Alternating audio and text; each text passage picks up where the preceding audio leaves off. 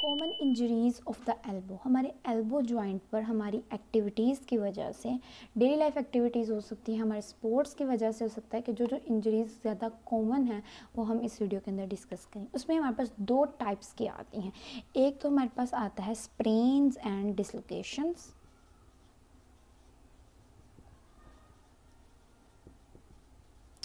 और सेकंड पे जो हमारे पास आता है वो है ओवरयूज़ इंजरीज़।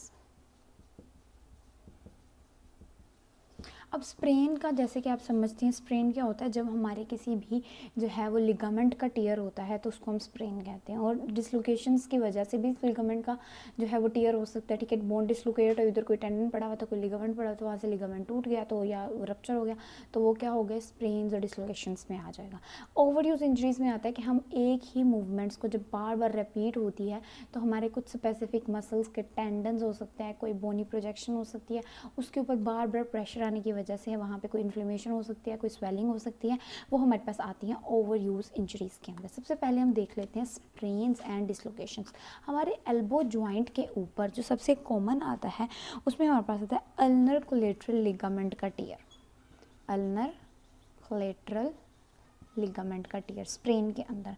अब इसमें बेसिकली होता क्या है, जब हमारे पास क्या होता है कि बहुत ज़्यादा फोर्स्ड हमारे पास हाइपर एक्सटेंशन होती है एल्बो के ऊपर, हम हाइपर एक्सटेंड, एक तो एक्सटेंशन हाइपर एक्सटेंशन और वो एकदम फोर्सफुली होती है, तो तब क्या होता है कि पोस्टीरियर डिस्प्लेसमेंट हो सकती है हमारे पास बोन्स की, ठीक है। हमारे पास अल्ना के ऊपर, ठीक है, और ह्यूमरस, इन दोनों के एस्पेक्ट के ज़रिए से ना वहाँ पे पोस्टीरियर डिस्प्लेसमेंट हो गई। अब वहाँ पे पड़े होते हैं अल्नर कोलेटरल लिगामेंट्स। अब वहाँ पे जब उसकी पोस्टीरियर डिस्प्लेसमेंट होती है तो उस वजह से अल्नर कोलेटरल लिगामेंट का रप्चर हो सकता है, टियर हो सकता है। और अगर बात करें डिसलोकेशन की, तो डिसलोकेशन में जो यहाँ पे कॉमन आता है वो आता है कि जब हमारी एल्बो के ऊपर कंटिन्यूड हाइपर एक्सटेंशन होती रहती है तो जो हमारा डिस्टल ह्यूमरस होता है ना, over the coronoid process of ulna, ulna के ऊपर, जैसे ह्यूमरस का और अल्ना का जो जहाँ पे बना होता है, हमारे पास जॉइंट बना होता है, तो वहाँ पे क्या हो जाती है, डिसलोकेशन हो जाती है, किस वजह से, बार बार जो है वो कंटिन्यूड हाइपर एक्सटेंशन की वजह से एल्बो के ऊपर। अब उन्होंने कहा कि यूएस के जो लोग होते हैं ना, उनके अंदर ना इन चीज़ों के रिस्क थोड़े ज़्यादा होते हैं as compare to other countries.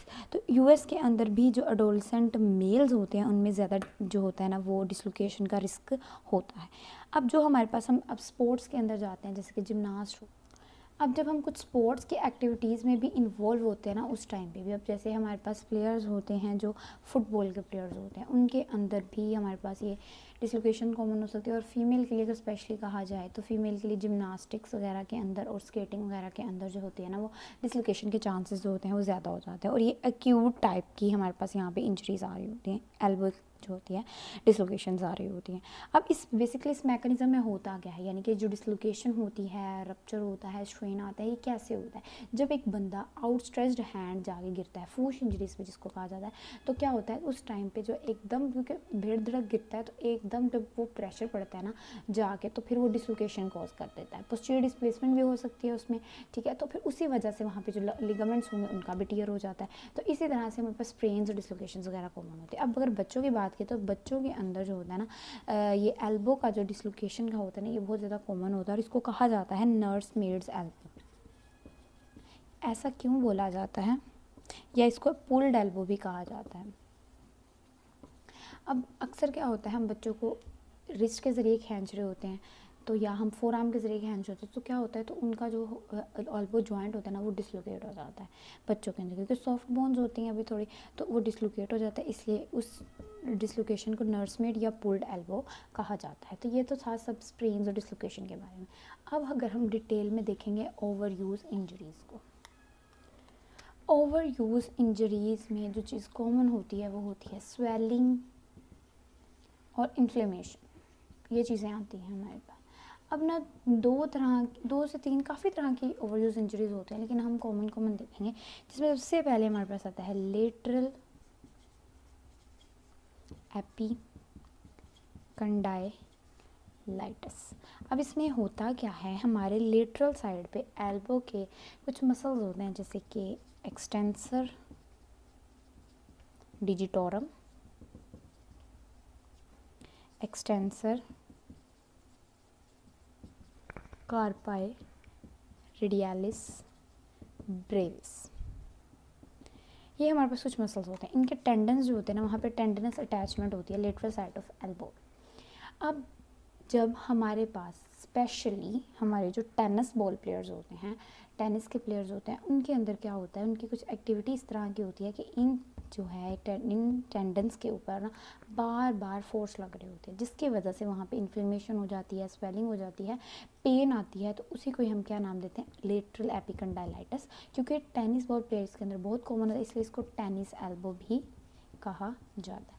अब इसके कुछ रिस्क फैक्टर्स हैं, यानी कि कुछ डिजीज़ होती हैं जब बंदे को, तो उसके साथ भी एसोसिएट होता है। कौन कौन से रिस्क फैक्टर्स आते हैं इसके अंदर कि करें तो उसमें सबसे पहले हमारे पास आता है रोटेटर कफ पैथोलॉजी। उसके बाद हमारे पास आता है डी क्यूरेंस डिजीज़।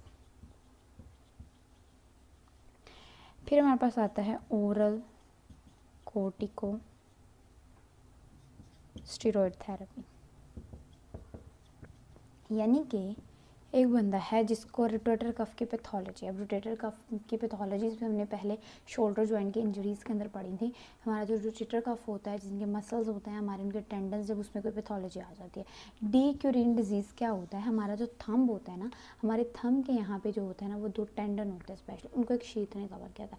जब इन टेंडन्स की स्वेलिंग हो जाती है, इन स्वेलिंग की वजह से वहाँ पर जो शीथ जिसने इसको कवर किया होता है, वहाँ पर इन्फ्लेमेशन होती है, पेन होती है। इस डिज़ीज़ को क्या नाम दिया जाता है, डी क्यूरेंस डिजीज़। इसमें ना फिर नमनेस आ रही होती है हमारे पास, और हमारे हाथ में पेन आ रही होती है।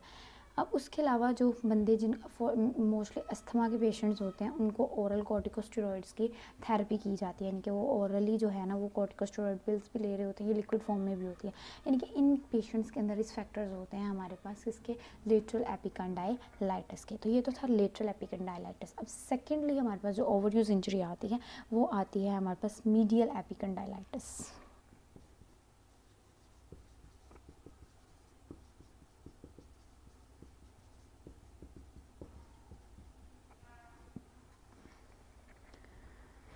मीडियल एपिकंडाइलाइटिस, जिस तरह से लेटरल एपिकंडाइलाइटिस को टेनिस एल्बो भी कहते हैं, तो इसको हम गोल्फर्स एल्बो या फिर लिटिल लेगर्स एल्बो भी कहते हैं। ये भी सेम टाइप ऑफ इंजरी होती है टिश्यूज़ की, जिस तरह से लेटरल साइड पे होती है, लेकिन इसमें क्या होता है, हमारे पास मीडियल साइड का एस्पेक्ट जो होता है, वो डिस्टल ह्यूमरस का, वो इन्वॉल्व होता है। अब इसमें भी हमारे पास वो कहते हैं कि अगर बंदे को पहले ही कोई मीडियल एल्बो इंजरीज़ होती हैं तो उस वजह से भी ये कंडीशन अराइज हो जाती है। अब उसके अंदर कौन कौन सी ऐसी चीज़ें आती हैं हमारे पास, उसमें हमारे पास आता है जी हमारे पास मीडियल कंडाइलर जो है एपोफाइसाइटिस। एपोफाइसाइटिस बेसिकली क्या होता है मैं बताती हूँ आपको। एपोफाइसाइटिस जो होती है ना, ये हमारे किसी कार्टिलेज की या कोई जो होती है ना, वो बोनी जो होती है हमारे पास, अटैचमेंट जहाँ पे हो रही होती है ना, उसके अंदर वहाँ पे इंजरी, जो ट्रैक्शन की वजह से इंजरी आई होती है ना, जैसे तनाव की वजह से, तो उसको कहते हैं एपोफाइसाइटिस। तो ये मीडियल एपिकंडाइलाइटिस एपोफाइसाइटिस हो सकता है, अनकोलेटरल लिगामेंट के डैमेज की वजह से भी हो सकता है, ठीक है, क्योंकि बहुत ज़्यादा टेंसाइल फोर्सेस लग रही होती है ना, रिजल्टिंग टेंसाइल फोर्सेस की वजह से ये हमारे पास डिजीज़ आ रही होती हैं, तो फिर उस वजह से मीडियल एपिकंडाइलाइटिस भी हो सकता है। उसके अलावा वो कहते हैं पिचिंग के दौरान भी हमारे पास क्या होता है। देखो अब हमने बात की थी अभी उसकी लोड्स की बात की थी, तो हमने देखा था कि जब बेसबॉल के प्लेयर्स पिच कर रहे होते हैं तो हमारे पास वैल्गस टॉर्क आ रहा होता है। अब वो वैल्गस टॉर्क जो होता है ना, वो जैसे वो पिचिंग के दौरान वो बंदे का हेड आगे आता है और ट्रंक आगे आता है, तो ये जो होती है ना वो इंक्रीज़ हो जाती है वैल्गस टॉर्क। जब वैल्गस टॉर्क जितनी ज़्यादा इंक्रीज़ होगी उतने ज़्यादा चांसेस होते हैं हमारे पास यहाँ पर डिजीज़ की, इंजरी के। अब उसके साथ साथ हमारे पास एक और डिज़ीज़ आती है जो कि है मीडियल एपिकंडाइल अवलियन फ्रैक्चर। अवलियन फ्रैक्चर वैसे जनरली क्या होता है, हम अगर देखा जाए तो अवलियन फ्रैक्चर्स क्या होते हैं कि इतनी ज़्यादा टेंसाइल फोर्स थी, इतना ज़्यादा स्ट्रेस था कि वो जो टेंडन था ना वो बहुत ही ज़्यादा स्ट्रॉन्ग किस्म का था। अब वो टेंडन तो नहीं टूटा, लेकिन क्या वो इतना स्ट्रॉन्ग था, लेकिन तो वो क्या हुआ, बोन एक साथ टूट के आ जाती है। तो जो छोटे सा बोन आ जाए ना टेंडन के साथ भी, उस तरह के फ्रैक्चर्स को ना एवलियन फ्रैक्चर्स कहा जाता है। अब मीडियल साइड पे समटाइम्स एवलियन फ्रैक्चर भी होता है। अब वो कहते हैं इसमें जो होता है ना वो ज़्यादा रिस्ट फ्लेक्शन जब होती है ना, रिस्ट फ्लेक्शन में जाती है, उस टाइम पर ये हो रहा होता है। अब वो कहते हैं ऐसे प्लेयर्स जिनको ये इस तरह की कंडीशन में बार बार उनकी होती है, प्रॉपर टेक्निक सिखानी चाहिए कि जिससे जो वैल्गस टोर कम हो, उनके ऊपर जो है वो एक्सेसिव मूवमेंट्स ना हो, बार बार रेपिटेशन बहुत ज़्यादा ना हो, प्रेशर बहुत ज़्यादा ना हो, ताकि इन रिस्क फैक्टर से बचा जा सके।